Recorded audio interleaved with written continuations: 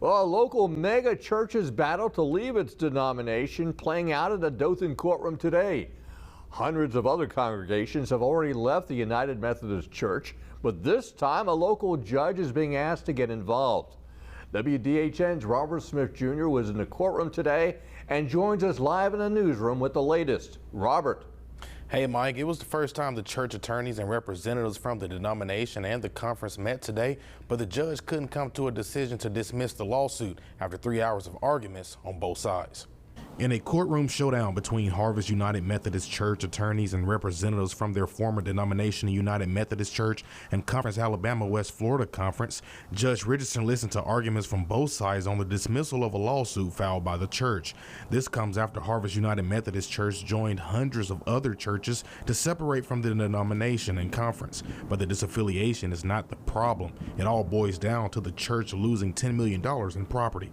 The defense, the UMC and conference, claims the church wants to take their property, but they did not follow all of the procedures of the Book of Discipline, which is law for Methodist churches in the denomination to follow, including Harvest.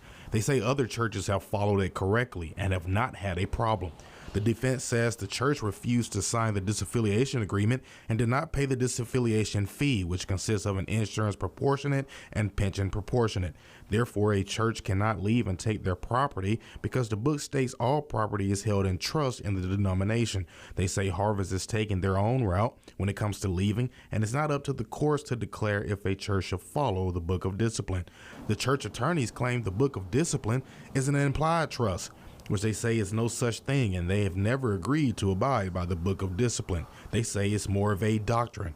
Although they admitted to being a Methodist church and have made contributions and committed a lot of time in the past to the denomination, they say they have never made an oath for the Book of Discipline, so they are not bound to any provisions. They believe the court has jurisdiction and can rule on the property. The deed mentions both Harvest and United Methodist Church.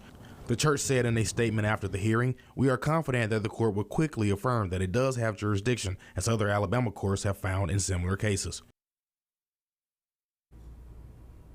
Again, Judge Richardson did not make an order on the request to dismiss the lawsuit or make an order about the property. Therefore, the church controversy will continue. Stay with us here at WDHN as we continue to follow this case. Mike. All right. Thank you, sir.